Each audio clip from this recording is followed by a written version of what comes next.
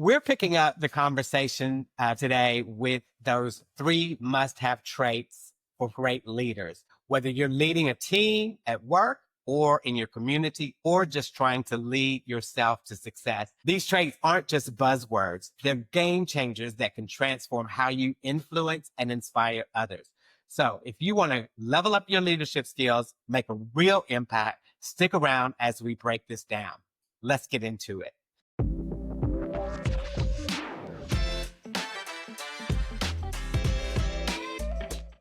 So, Khary, the first one that I have on these three leadership traits is courage. And when we talk about courage, we're talking about the courage to be open about your failures. So, what's an example that you've experienced where you had the courage to step up and admit your failure and take responsibility for a mistake that you might have made? Woo! I don't think we have enough time, brother. I don't think we have enough time. But I remember there was one in particular where I was working at a financial institution and I made a mistake on something that cost the company quite a bit of money. And I owned it. I just said, hey, I messed up on this thing. And this was a process that was manual, but I messed it up. I screwed it up. And I think the lesson that I learned from that was really about leading with conviction, even when the path is unclear. So I didn't know what was going to happen to me. I didn't know what was going to happen in terms of my job, or was I going to lose it? Were they going to fire me? And so I think, it's very easy to be a leader when things are great and you're meeting your goals and everybody's happy.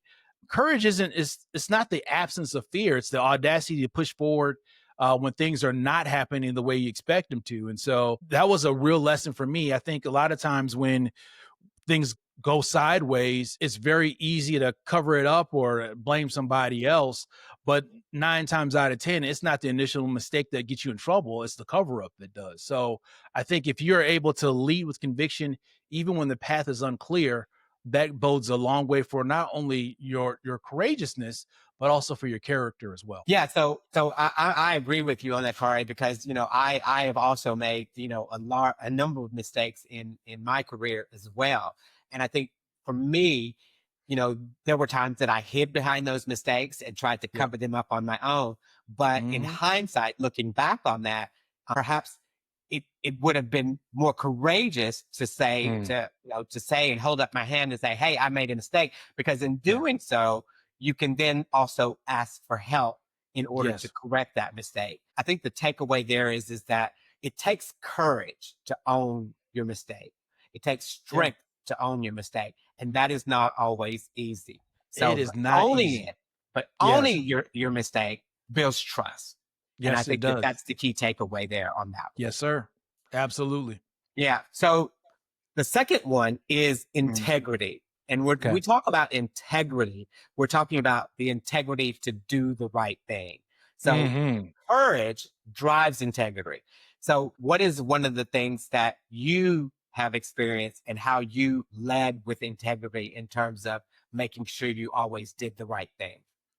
Yeah, well, I don't say I always did the right thing, but I will say that with integrity, I think you have an opportunity for honesty and doing what you think is right. And sometimes it means gathering feedback from others. I remember there was a time where I thought I was doing the right thing. And upon getting feedback from others, it absolutely was not the right thing. And so I think you have to own it and saying, hey, this is what I think would be in the best interest of the company or my team. And when you realize that's a mistake, then you can say, hey, you know what? I made a mistake. And that's a part of integrity. And to your point about courage, I think that also builds trust. It enhances the trust for those that are around you. And when you can say, you know what, similar to courage, I made a mistake and I want to be honest about the mistake that I made. And because of my integrity in lifting up what I thought was the right thing to do, right, it totally pivoted and changed the outcome. So I think part of integrity is being honest enough to say, hey, I may be wrong on this, but I want to get feedback. And then from there, we can make the right decision together. But you gotta be honest with yourself and trust that other folks will be honest with you as well. Yeah, that's key because that's one of the notes that I had is that those kind of Yeah. moments, aren't just about honesty. It's also about having the courage to face the potential criticism. Yeah. Because Yeah. sometimes doing the right thing Yep. matters more than protecting your own image. So I think that that's a That's very, right. very good way to look at that in terms of having Yes. integrity in what we do. So the Yep. third and final point there is communication. And when we talk Hmm. about communication, we're talking about the skills of listening and speaking in a manner that people hear you. So I was reading this article, and it referenced about how to be effective communicators. And so Hmm. one of the things that came out of that article was an example where an employee was having trouble at work. And what people don't realize sometimes is that people in their personal lives have struggles. They have struggles at home. And often Yep. those struggles fall over into to our daily work lives. And we bring those struggles from home, to our workplace unintentionally. But, I think as a leader, Mm. we have to see those employees. So, for example, if you have an employee and he's not meeting his sales goals or he's not Yeah. meeting the KPIs, and you bring them into your office, you have two ways of kind of having that communication. You can say, you know what? You're not doing well. You've not met your numbers, and you got to fix it or else. Yeah. And that or else then gives that employee kind of that ultimatum, and it's like, oh, okay, Yeah. and that's not an effective way to bring it up. The Mm. alternative to that is to bring that employee into the office and say, you know what, you're not meeting your goals, you're not meeting your KPIs, and asking them, is everything okay? What That's can I right. do to help? Let's sit down and talk about what's going on and why you're not meeting your numbers. And it's about that tone of that conversation, Hmm. which in turn is more effective because you never know what somebody's struggling with. And so That's you right. have to kind of step out of that managerial and managerial aspect and say and have empathy towards your employees or someone that you're working with and ask them Hmm. what is the struggle that they're going with that may be holding them back. I don't know, Carl, what's your thoughts on having effective communication? Yeah, I think part of it, Ken, is not only speaking the truth, but also listening with empathy, like you mentioned.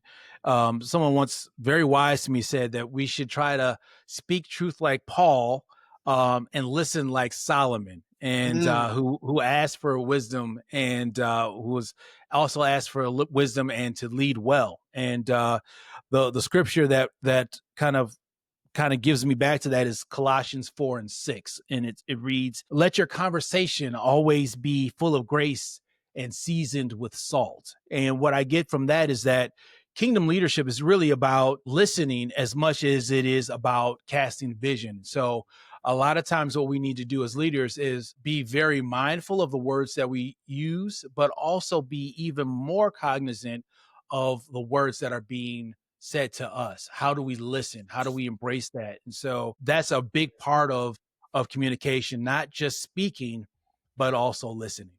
Yeah, it makes me think, and we'll kind of close it out from there. But it kind of reminds me of what Judge Judy used to say all the time, which was "put your listening ears on," Hmm. And I think that that's what we have to do, as leaders or people who are inspired to become better That's right. leaders is to listen and put those listening That's ears right. on to make sure that we are understanding what someone is saying so that we can effectively, have that conversation and communicate with them. So those are the three must-have traits that great leaders really need to know. Now, knowing them is one thing, but Mhm. living them is where the true work begins. If this conversation gave you something to think about, hit that like button, share it with somebody who's ready to lead better, and don't forget to subscribe for more of these conversations that matter. Stay tuned for our next episode where we continue these discussions on the powers of great leadership. Kari, once again, I'm going to look to you to close us out with your inspirational affirmation. Thank you, sir. Everyone, I just want to encourage you all and remind you all to lead with love, laugh with grace, and lift someone up today. Appreciate y'all. Ciao. Thanks, everybody. See you on the next one.